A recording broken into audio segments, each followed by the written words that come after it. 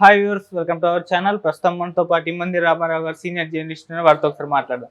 Sir నమస్కారం. Sir నమస్తే బాబు. Sir ఇవాళ గొప్ప నటుల్లో ఒకరైన ఎస్వి రంగారావు గారి జయంతి సార్. మరి ఈ సందర్భంగా ఆయన గురించి అంటే ఆయన సినీ ప్రస్థానం గురించి కానివ్వండి, లేకుంటే ఆయన సెట్లో ఎలా ఉండేవారు, ఎన్టీఆర్ గారు అండ్ ఏఎన్ఆర్ గారితో ఆయనకు అనుబంధం ఏ విధంగా ఉండేది, మొత్తం ఆయన జర్నీ గురించి మీరేం చెప్తారు సార్? అది సంక్షిప్తంగా చెప్పుకుందాం. ఈరోజు ఆయన పుట్టినరోజు కనుక మనం స్మరించుకోవాలండి. గొప్ప వాళ్ళందరినీ కూడా మనం స్మరించుకోకపోతే ఏమవుద్దంటే గత వైభవాన్ని కోల్పోతాం.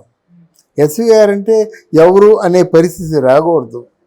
వాళ్ళందరూ గొప్పవాళ్ళు. సినిమా పరిశ్రమని పెంచి పోషించారన్నమాట. వాళ్ళు ఆ రోజుల్లో ఎస్వి రంగారావు, రామారావు గారు, నాగేశ్వర గారు లేకపోతే ఎంతవరకు వచ్చేది కాదు. పరిశ్రమ ఎప్పుడూ ఆగిపోయేది. ఏదో ఒక పరిశ్రమకు ఒక క్యాన్సర్ వచ్చి ఆగిపోయినట్టు ఆగిపోయేది అన్నమాట. వాళ్ళు ఆరోగ్యవంతమైన సినిమా తల్లిని తయారు చేశారు. ఎస్వి రంగారావు పేరు సామర్లకోట వెంకట రంగారావు. బిఎస్సీ హానర్స్ చదువుకున్నాడు బాగా. కాకినాడలో యంగ్ మెన్స్ హ్యాపీ క్లబ్లో నాటకాలు కూడా వేస్తుండేవాడు. మొట్టమొదటిసారిగా ఆయన అగ్నిమాపక దళంలో ఆయన ఒక ఇన్స్పెక్టర్గా పనిచేశాడు, ఆఫీసర్గా. ఆయన అప్పుడు విజయనగరంలో ఉండేవారు అన్నమాట. తర్వాత నాటకాల్లో చాలా బాగా ఆయన నటించేవాడు. ముఖ్యంగా ఎస్వి రంగారావు గారి గురించి ప్రత్యేకమైన అలవాట్లు ఏంటంటే ఇంగ్లీష్ నాటకాలు బాగా చేసేవాడు. మ్యాక్బెత్, ఒథెల్లో ఇవన్నీ చేసేవాడు అన్నమాట. ఇంగ్లీష్ యాక్సెంట్ కూడా బాగుండేది. ఆ రోజుల్లో ఇంగ్లీష్లో నాటకాలు ఆడేవాళ్ళు తక్కువ మంది. ఎన్టీ రామారావు గారు, జగ్గయ్య గారు, కొద్దిమంది మాత్రమే ఆ ఇంగ్లీష్ యాక్సెంట్ అంత బాగా వచ్చేదన్నమాట. అందులో ముఖ్యుడు ఈయన ఎస్వి రంగారావు గారు. మొట్టమొదటిసారిగా వరూధిని అనే సినిమాలో చేశాడు. చేసిన తర్వాత లైట్లు అంటే ఎలాగైనా డ్రామా వేరు, సినిమా వేరు కదా. అమ్మాయి వచ్చి అలా పైన పడేసరికి సిగ్గుపడిపోతుండేవాడు. అప్పుడు ఏంటమ్మా ఇలా సిగ్గుపడిపోతున్నాడని చెప్పేసి వాళ్ళు అప్పుడు కృష్ణవేణో ఎవరో మరి తెలియదు అన్నమాట. వరూధిని ఇప్పుడు చాలా కాలం అయింది కదా. అంటే అమ్మాయిని చూసి సిగ్గుపడిపోతుండేవాడు అన్నమాట. నటన బెరగ్గా చేస్తుంటే అప్పుడు ఇంకా సినిమా ఫీల్డ్లో నేను పనికిరాను, నాకే ఇన్ఫీరియారిటీ కాంప్లెక్స్ ఉంది, అలా చూస్తే నాకెందుకు తనే ఆలోచించుకొని కొంతకాలం సినిమా ఫీల్డ్ దూరంగా ఉన్నాడు. తర్వాత మళ్ళీ వచ్చినప్పుడు కానించి ఆయనకి మొత్తం లైఫ్ ఇచ్చిన మొట్టమొదటి సినిమా ఏదంటే పాతాళ భైరవి. అందులో అంటే ఎస్వి రంగారావు తాలూకు ఇంగ్లీష్ నాటకాలు చూసినటువంటి ఒక వ్యక్తి, అది బహుశా అది ఎవరో చక్రపాణి గారో లేకపోతే మన పాలగుం పద్మరాజు గారు ఎవరో వాళ్ళు లేదండి, ఇతను తెలుగు కంటే ఇంగ్లీష్ యాక్సెంట్ బాగుంటుంది, ఇంగ్లీష్ యాక్సెంట్ చాలా బాగా చేయగలడు, మన పాతాళ భైరవిలో ఇన్ని పెట్టుకుంటే బాగుంటుందని ఓ సైజు ఇచ్చేసరికి కేవీ రెడ్డి చూశారు. ఒడ్డు పొడుగు బాగుండేసరికి సరే ఈయన్నే మాంత్రికుడు అని చెప్పేసి ఫిక్స్ చేశాడు. దాంట్లో ఎస్విఆర్ చేసిన తెలివితేటలు అంటే రావడం చేరాడు కదా కొంత గ్యాప్లో. అందులో ఒక ఇంగ్లీష్ నాటకంలో ఇంగ్లీష్ ఆర్టిస్ట్ అండి, గుర్తు రావటం లేదు. ఆ ఇంగ్లీష్ ఆర్టిస్ట్ నటించినట్టుగా ఒక కనుబొమ్మ కింద ఒక కనుబొమ్మ పైన పెట్టి డైలాగ్ చెప్తారనమాట. దాంతో జనాలు పిచ్చెక్కిపోయారు. పాతాళ భైరవితో ఎస్వి రంగారావు ఒక స్థాయి ఆర్టిస్ట్గా పరిచయం అయిపోయాడు అన్నమాట. అది తర్వాత ఇంకా అక్కడి నుంచి విజయవాడ సంస్థలో ఉన్నాడు. విజయవాడ సంస్థలో నా ఎన్టీ రామారావుతో పాటు 500 రూపాయలు జీతానికి పనిచేశాడు ఆ రోజు. తర్వాత అంటే అడ్వాన్స్ 5,000 ఇచ్చేవారు, నెల 500 రూపాయలు సినిమాతో నిమిత్తం లేకుండా. మళ్ళీ ఇంకో సినిమా తీసినంత వరకు అదే, మళ్ళీ సినిమా తీయగానే 5,000 అడ్వాన్స్, 500 రూపాయలు అలాగా. అంటే ఆ జీవన భృతి అలాగ ఉండేది అన్నమాట. తర్వాత ఆయన తెలుగు సినిమాల్లో అంటే ఆయన మించిన ఆర్టిస్ట్ ఇంకెవరు లేడు. ఫాదర్గా చేయాలంటే ఎస్విఆర్ఏ. ఇప్పుడు ఎవరికైనా ఫాదర్గా చేయాలంటే మామగా కానీ ఫాదర్గా కానీ భానుమతి దగ్గర నుంచి సావిత్రి దగ్గర నుంచి అందరికీ, జమున దగ్గర నుంచి అందరికీ కూడా ఫాదర్ అంటే ఎస్విఆర్. ఎస్విఆర్ అంటే అంత ప్రేమాభిమానాలు ఉండేవి. తర్వాత నాగేశ్వరరావు గారికి, రామారావు గారికి కూడా తండ్రిగా చేయాలంటే అంతే మంచి వాళ్ళు సమవుజ్జి అనుకునేవాళ్ళు అన్నమాట. ఇద్దరు అంటే ఎన్టీ రామారావు 5'10", ఎస్వి రంగారావు 5'10", నాగేశ్వరరావు 5'6" అంతా ఉంటాడు. ఊట వేసుకుంటే 5'7" ఉంటాడు అన్నమాట. కానీ ఇద్దరిని కొడుకులుగా పెట్టుకుని ఫోటోలు చాలా వచ్చాయి మనకి గుండమ్మ కథలో. అలాగ ఉంటున్న వ్యక్తి సావిత్రి మాత్రం డాడీ అని పిలిచేది కాదు. సావిత్రి గారికి ఇక్కడ హబ్బుల్లా రోడ్డు అంతా ఉంది, అన్ని గుప్తదానాలు చేశారు. ఒక రోడ్డు అంతా సావిత్రిదే. అప్పుడు సావిత్రి గారే కట్టుకోమని చెప్పారు. ఇంటి ఎదురుగా ఇల్లు కట్టుకోమని చెప్తే ఇంటి ఎదురుగా ఇల్లు కట్టుకున్నాడు. సావిత్రి గారు అందరూ అనుకున్నట్టుగా డాడీ అని పిలిచేది కాదు, బావ అని పిలిచేది. అది చాలా తక్కువ మంది తెలుస్తుందన్నమాట. ఈ కొంతమంది మేధావులు ఉన్నారు కదా, జర్నలిస్టులు, సావిత్రి కూడా డాడీ అని పిలిచేదని చెప్తారు, కానీ డాడీ కాదు, బావ.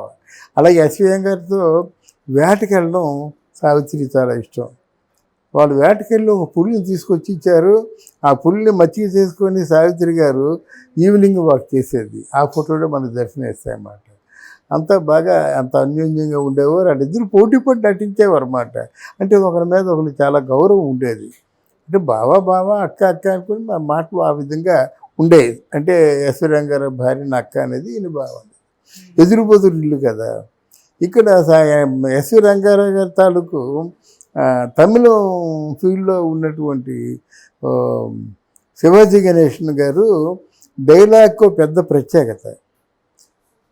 డైలాగ్ ఆయన చెప్పినట్టుగా ఇంకెవరు చెప్పేవారు కాదు. కానీ అట్లాంటి శివాజీ గణేష్ను ఎస్విఆర్ గారు కానీ డైలాగ్ చెప్తే ఆయన ఆగిపోయేవాడు అన్నమాట. అంత భయం. ఎస్విఆర్ అంటే ఎన్జి రామచంద్రుడికి భయమే, శివాజీ గణేష్కి భయమే. అంత అలా ఉండేవాడు అన్నమాట. ఆయనకు ఉన్నటువంటి ఏకైక అవలక్షణం ఏంటంటే సెట్లో మందు తాగడు. ఎప్పుడైనా మందు తాగితే 2-3 రోజులు కంటిన్యూగా తాగుతాడు. అది పెద్ద అవలక్షణం అన్నమాట. అది మరి ఎక్స్ట్రీమిస్ట్, ఏ పని చేసినా ఎక్స్ట్రీమే. పగల కంటే రాత్రులు షూటింగ్ చేయడానికి ఇష్టపడతాడనమాట. తెల్లవారులు చక్కగా కబుర్లు చెప్పుకోవచ్చు, అంత సరదాగా ఉంటాడు ఆయన. ఎక్కడైనా ఏమైనా తేడా వస్తే మాత్రం చర్మం వదిలేస్తారన్నమాట. ఆయన దగ్గర నాగేశ్వర రామారావులు కూడా భయపడతారు. ఇది అంత అంటే ఎస్వి రంగారావు గారు బ్రతుకుంటుండగా ఆయనకంటే పెద్ద క్యారెక్టర్ ఆర్టిస్ట్ ఉన్నాడు అనిపించుకోలేదు కదా. ఆయన తర్వాత ఎవరైనా. ఇందులో ఇంకో విషయం చెప్పడం మర్చిపోయాను. కొద్ది కాలం మొనగాడు అనేటువంటి సినిమా తీశాడు. అందులో హీరో వేషం వేశాడు. అది బ్రహ్మాండంగా ఆడేసింది. ఇంకా అక్కడి నుంచి ఎస్వి రంగారావు గారి ప్యాంటు, అంటే దాని స్టోన్ హౌస్ షర్టును జీన్ ప్యాంట్ వేయడం, ఇన్సర్ట్ చేయడం, జాకెట్ వేసుకోవడం మొదలుపెట్టాడు అన్నమాట. అప్పుడు వచ్చేసాయని సినిమాలు. జగజ్జంత్రీలు, జగద్బంత్రీలు, జగత్ కిలాడీలు, మొనగాడు ఎన్ని ఉన్నాయి చూసారా. ఇక ఎన్ని వచ్చాయన్నమాట. ఒక 20 సినిమాల వరకు. కొత్తులు రత్తయ్య, ఎన్ని సినిమాలు ఎస్వి రంగారావు గారిదే. అంటే ఎస్వి రంగారావు గారినే మెయిన్గా హీరో పెట్టి సినిమాలు తీసేవారు. అది తర్వాత ఏమో మా గురువు గారు దాసరి నారాయణరావు గారు ప్రధాన కథానాయకుడిగా ఎస్వి రంగారావు గారినే తాత, మనవుడు రాజబాబు, ఎస్వి రంగారావు గారి తాత మాట. అంటే ఇవన్నీ కూడా ఆయన ముద్ర వేసుకున్నాడు. మర్చిపోలేని సినిమాలు. ఏ సినిమా ఆయన చేసినా మర్చిపోలేని సినిమాలు అన్నమాట. అటువంటి ఆర్టిస్టులు మరి లేరు. సెల్యులాయిడ్ మీద ఏమో డైలాగ్ చెప్పాలంటే వాళ్ళు చూస్తాడు, డైలాగ్ వింటే చెప్పేస్తాడు అంతే. మాడ్యులేషన్ అది చెప్పవలసిన అవసరం లేదు దానికి. మాడ్యులేషన్ ఆయనే చేసుకుంటాడు. అంటే అసిస్టెంట్ డైరెక్టర్ చెప్పినటువంటి డైలాగ్ని అలాగే చెప్పడం, ఆయన మాడ్యులేట్ చేసుకుంటాడు. ఎక్కడ పదవి విరపాలో, ఎక్కడ దాన్ని అందంగా పలకాలో తెలిసిన వ్యక్తి ఎస్వి రంగారావు గారు. అలాగే ఇక్కడ మన పాండవ వనవాసం సినిమా జరుగుతుండగా ఒక భీముడు దుర్యోధనుడు చూసి ఒరే దుర్మదాంధ అని చెప్పేసి ఒక పద్యం పాడుతాడు అన్నమాట. పద్యం పాడితే అక్కడ ఇది కేవలం నాకు నేను తెలుసుకుంది ఎవరితో అంటే, పౌరాణిక సినిమాలు చేస్తాడు కామేశ్వరరావు. ఇప్పుడు కమలాకర్ కామేశ్వర గారు చెప్పారన్నమాట. ఇంత కడుపు చిచ్చుకొని పద్యం పాడితే ఎస్వి రంగారావు అంటాడన్నమాట. రాజధాని అన్నమాట. ఇలాగా చెప్పి ఇలా అంటాడన్నమాట. దాంతో థియేటర్లో ఏళ్ళు ఘోష చప్పట్లును. అది ఎంతో కాలం ఎన్టీ రామారావు గారి మనసులో ఉండిపోయింది. విశ్వం ఎలా డామినేట్ చేస్తుండో అని చెప్పేసి. అందువల్ల ఆయన మహత్యాలు, ఆయన గొప్పతనం ఏం చెప్తామంటే, మంచి నటుడు, మంచి క్యారెక్టర్ ఆర్టిస్ట్, మంచి మనసు. అయితే ఆయనకు ఉన్నటువంటి 2 మచ్చలు ఏంటంటే, చంద్రుడికి ఒక మచ్చ ఉంది, ఈ 2 మచ్చలు. ఆ మచ్చల్లో ఒక మచ్చ ఏంటంటే తాగుడు వ్యసనం, రెండో మచ్చ వివాహేతర సంబంధం. అంటే అది ఎవరితో ఒక సినిమా ఆర్టిస్ట్తోనే ఆయన కొంచెం తనుగా ఉండేవాడు. దాని గురించి ఏదో ప్రచారం జరిగింది. ఆవిడ ఈ భార్య మొత్తం ఇద్దరు కలిసి ఇద్దరి మధ్య నలిగిపోయి తాగి చచ్చిపోయాడైనటువంటి ఒక వదంతి ఆ మహానుభావుడు కోసం రిపీట్ చేసుకుంటే మళ్ళీ ఎస్వి రంగారావు గారి తర్వాత ఆ స్థాయి మహానటుడు రాలేదు. ముఖ్యంగా సావిత్రి గారితో పోటీ పడేటువంటి నటులు ఇంకెవరు లేరు. ఆయన ఉన్నారు కాబట్టి చెప్పుకున్నాం. కానీ నాకు నిర్మోహమాటంగా చెప్తా, సావిత్రి నటనతో పోటీ పడి నటించేవాళ్ళు even. Okay, thank you so much. Thank you అమ్మా, థ్యాంక్ యూ వెరీ మచ్.